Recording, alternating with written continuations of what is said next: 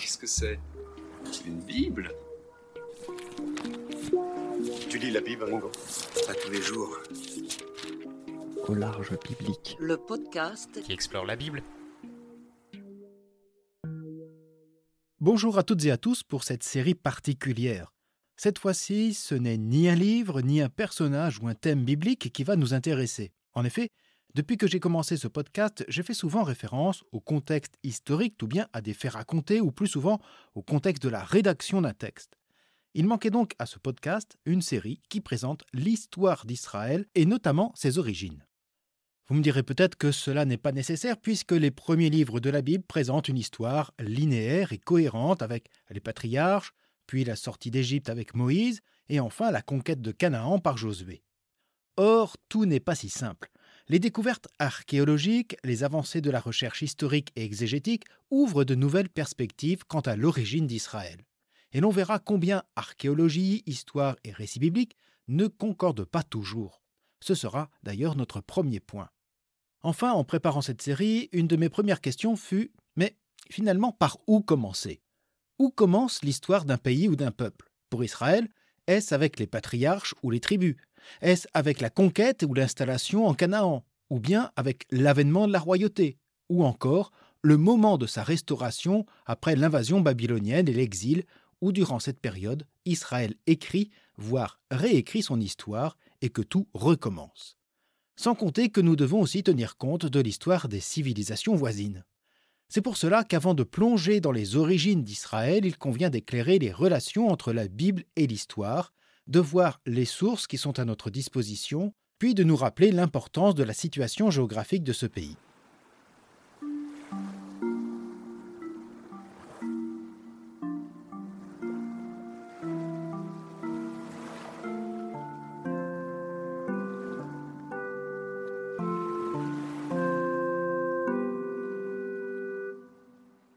Que peut-on savoir des origines d'Israël ? Peut-on suivre la chronologie relative de la Bible ? Quels éclairages apportent les découvertes archéologiques ? Tant de questions. Les relations entre le texte et l'archéologie ont souvent été conflictuelles, surtout si l'on confond le texte biblique avec une thèse d'histoire sur les origines d'Israël. Ici, dans cette série, je parlerai évidemment de l'histoire de l'Israël biblique, depuis le pays de Canaan antique jusqu'à la Syrie-Palestine romaine au temps de Jésus. Longtemps, le seul document d'histoire concernant Israël fut la Bible, les Écritures saintes, autrement dit, un document d'autorité qui, vu son statut de livre sacré et de parole de Dieu, ne pouvait souffrir d'aucune contestation quant à la véracité de l'histoire racontée depuis Adam jusqu'à Jésus. Certes, au XVIIe et XVIIIe siècle, des personnalités comme le philosophe Baruch Spinoza, Richard Simon et Jean Astruc s'interrogent sur les auteurs du Pentateuque ou de la Torah, les 5 premiers livres de la Bible, que la tradition attribuait à Moïse. Mais le fondement historique des récits n'était pas remis en cause. C'est surtout au XIXe siècle que voit se développer l'histoire critique et scientifique ainsi que l'archéologie. Et là, tout bascule. Les découvertes commencent à remettre en cause la chronologie de la Bible, mais aussi le fondement historique de certains passages. L'histoire devient une science qui s'intéresse aux origines de l'homme avec la préhistoire. Charles Darwin propose sa théorie de l'évolution et enterre Adam et Ève. On s'intéresse à la passionnante histoire de l'Égypte antique. Champollion déchiffre les hiéroglyphes. Des chercheurs partent à la découverte des civilisations méconnues de Mésopotamie. Dans ce cadre-là, comment tenir une chronologie biblique qui fait remonter la création à près de 4000 ans ou 5000 ans avant Jésus-Christ ? Le calendrier hébraïque, qui hérite d'un tel compute, fait remonter la création en l'an 3761 avant notre ère, tandis que le compute traditionnel chrétien au 5e siècle obtient la date de 5493. Mais tout cela n'est pas seulement une histoire de chronologie.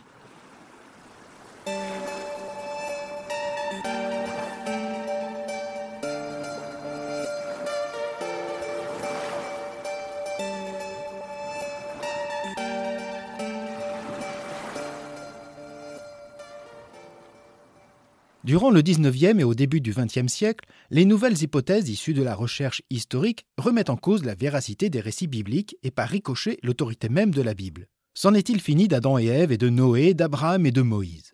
En réalité, l'avènement des sciences historiques et archéologiques a aussi interrogé le statut même du texte biblique et son rapport à l'histoire. Peut-on encore tenir le texte biblique comme seul historique, le reste étant un complot de la raison scientifique contre la foi ? C'est la lecture fondamentaliste de la Bible qui a cours encore dans certains milieux chrétiens, y compris catholiques.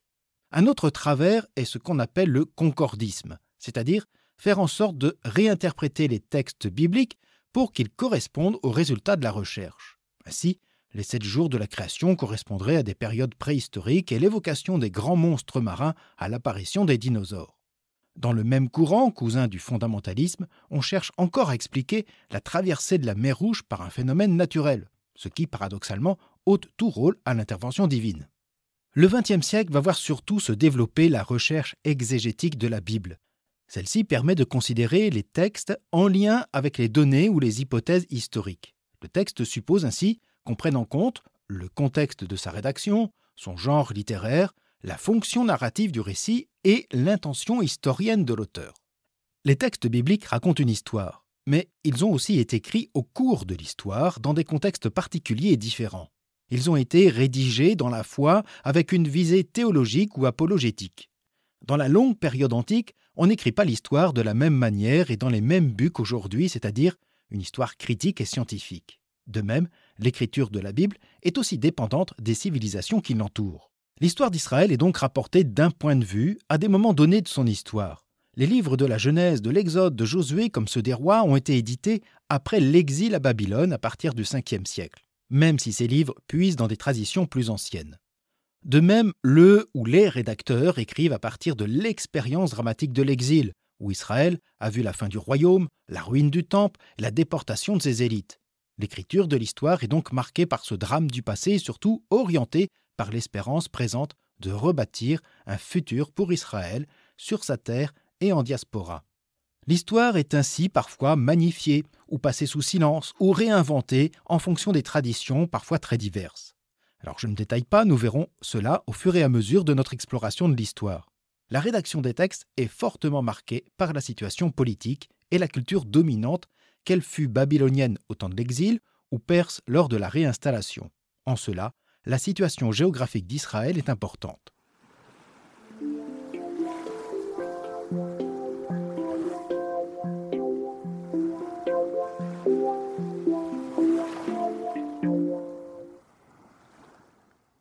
Avant de parler d'Israël, il nous faut regarder ce territoire qui sera aussi appelé Canaan. La région a été habitée depuis la préhistoire. Récemment encore, en juin 2021, des archéologues auraient découvert des ossements d'un homme préhistorique près de Ramla. Ces ossements dateraient de 140 à 120 000 avant notre ère et seraient la trace d'une nouvelle espèce d'homme. Mais des traces de présence humaine sont déjà attestées dans la région. On en a retrouvé qui dataient de 1,5 million d'années, notamment au niveau du lac de Kinneret en Galilée, mais aussi des traces dans la vallée du Jourdain il y a 800 000 ans ou près du mont Carmel. La majorité de ces sites d'ailleurs se situent dans la partie nord de l'actuel Israël, au nord de la mer Morte, le sud étant plus désertique.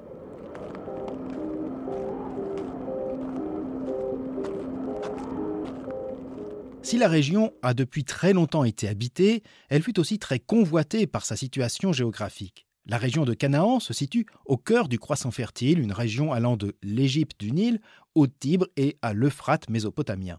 Il n'y a pas d'identité unifiée en Canaan, qui avec ses quelques cités abrite aussi des populations nomades. La région sera souvent l'objet de conquêtes par ses voisins puissants, dont en premier l'Égypte.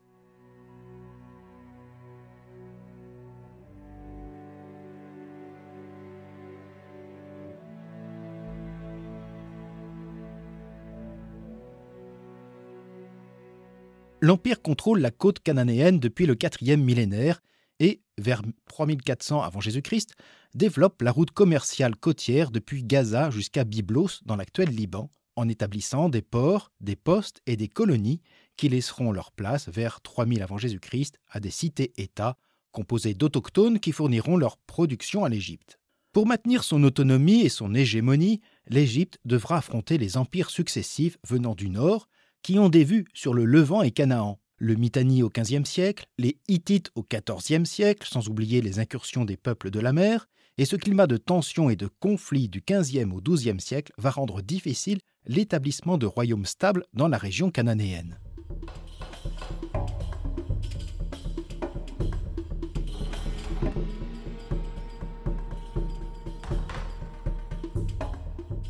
L'emprise égyptienne sur Canaan va surtout se renforcer avec la montée en puissance du Mitanni dans la région septentrionale de l'Euphrate. Au XVe siècle, l'empire du Mitanni étend son influence jusque sur les bords de la Méditerranée. L'Égypte renforce alors sa présence en Canaan. Le pharaon Thoutmosis Ier, vers 1500, entreprend d'enrayer cette puissance mitannienne, mais sans succès. Et il faudra attendre Thoutmosis IV, vers 1410, pour que les relations entre l'Égypte et le Mitanni se pacifient. La raison en est le réveil de la puissance hittite contre qui l'Égypte cherche des alliés.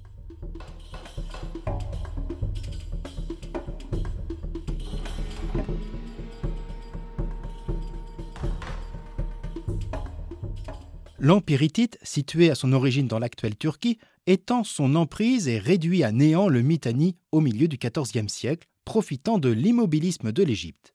Aménophis IV, ou Akhénaton, pharaon entre 1365 et 1349, doit faire face à la mise en place de sa réforme religieuse, et cela non sans mal. Le royaume du Hatti essaiera d'étendre son influence jusqu'en Canaan. Mais une épidémie de peste sur tout le Moyen-Orient mettra fin aux ambitions expansionnistes des Hittites. Vers 1270, le pharaon Séti Ier tâche alors de conforter ses positions en Canaan de Beth-Shean jusqu'à Tyr. La bataille la plus décisive entre l'Égypte et les Hittites aura lieu à Kadesh, près de l'actuelle Homs syrienne, en 1774, sous le règne de Ramsès II. À la suite de cette bataille, Ramsès conclura un pacte avec la puissance hittite qui va normaliser les rapports entre les deux pays, tandis que l'Assyrie menace les royaumes à l'est et que l'Égypte doit affronter les incursions des peuples de la mer.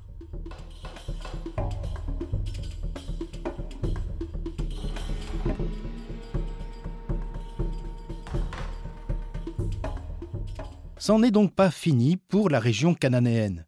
Le fils de Ramsès II, Meremta, voit son pays menacé non plus vers l'habituel Orient, mais à son flanc occidental avec les Libyens, soutenus par ces peuples de la mer, dont les Péléchètes, qui deviendront les Philistins de la Bible. Ces peuples de la mer sont très actifs en matière de pillage et autres actes de piraterie sur toute la côte. Ils sont associés dans les textes à des flottes venant très probablement de Crète ou de Chypre. Ces invasions libyennes et celles des peuples de la mer vont se poursuivre jusqu'à la 20e dynastie sous le règne de Ramsès III de 1190 à 1155.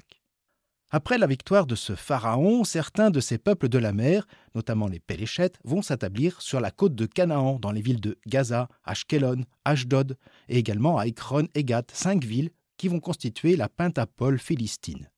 L'Égypte va conserver, malgré son déclin, des villes cananéennes comme Megiddo, Beth-Shean, Gézer, Lachish ou Timna. Cet affaiblissement de l'Égypte et la disparition du royaume du Hatti vers la fin du XIIe siècle laissent désormais les hautes terres de Canaan à l'abri des incursions et des batailles, devenant ainsi propice non seulement à une installation sédentaire, mais aussi à un développement économique.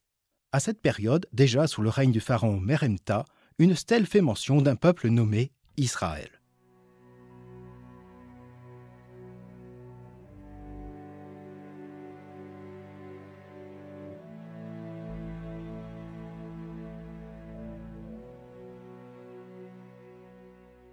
C'est la première mention d'Israël connue à ce jour et inscrite sur la stèle de Meremta. Le mot, qu'on traduit par Israël, apparaît au milieu d'autres nations de Canaan suite à la campagne du Pharaon vers 1210. Une grande joie est advenue en Égypte et la jubilation monte dans les villes du pays bien-aimé. Elle parle des victoires qu'a remportées Meremta sur le Djéhénou. Les forteresses sont abandonnées, les puits sont rouverts, accessibles désormais aux messagers. Les créneaux du rempart sont tranquilles et c'est seulement le soleil qui éveille les guetteurs. Les chefs tombent en disant « paix ». Pas un seul ne révèle la tête parmi les 9 arcs. Défait est le pays des Djéhénou. Le Hatti est paisible. Canaan est dépouillé de tout ce qu'il avait de mauvais. Escalon est emmenée. Gézer est saisie. Yénoam devient comme si elle n'avait jamais existé. Israël est détruit, sa semence même n'est plus. Ourou, la Syrie, est devenue une veuve pour l'Égypte. Tous les pays sont unis, ils sont en paix. Meremta a donc conquis un certain Israël. Cependant, s'agit-il du peuple d'Israël décrit par la Bible ? L'inscription hiéroglyphique désigne Israël avec une arme de jet, puis un homme et une femme, tous deux assis. C'est une manière de désigner cet Israël comme un peuple étranger plus ou moins sédentarisé et situé dans la partie nord de Canaan entre Gézer et la Syrie. Mais il est difficile de lire précisément Israël et d'établir une correspondance exacte avec les 12 tribus. Il pourrait s'agir simplement d'une tribu nommable parmi d'autres et appelée Israël. Avec Meremta commence le déclin des royaumes égyptiens et du Hatti. Ce déclin a pu être favorable effectivement pour une installation ou une constitution d'un peuple à l'origine des futures tribus d'Israël entre 1250 et 1150. Mais que s'est-il passé à cette période en Canaan et comment Canaan est-il devenu Israël ?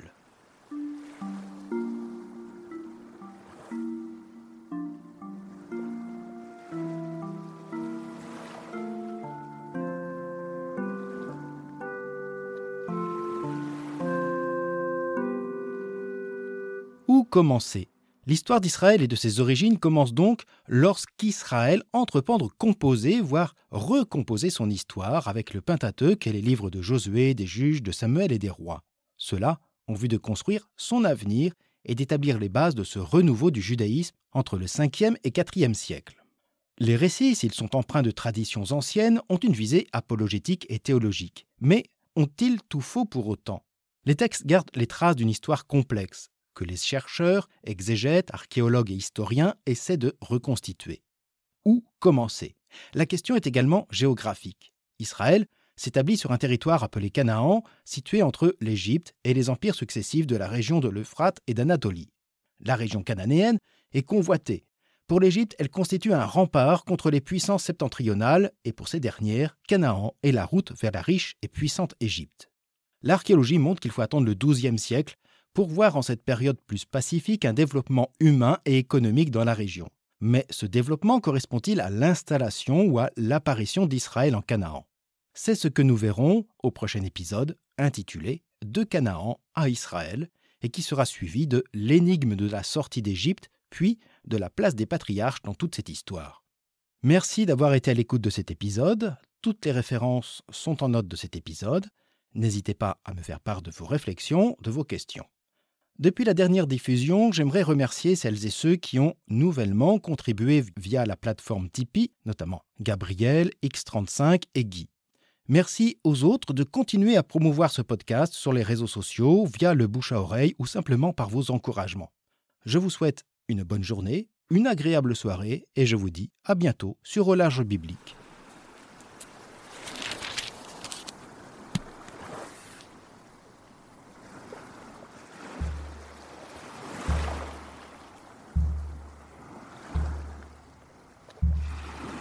Au Large Biblique est un podcast créé et animé par François Bessonnet, prêtre et bibliste.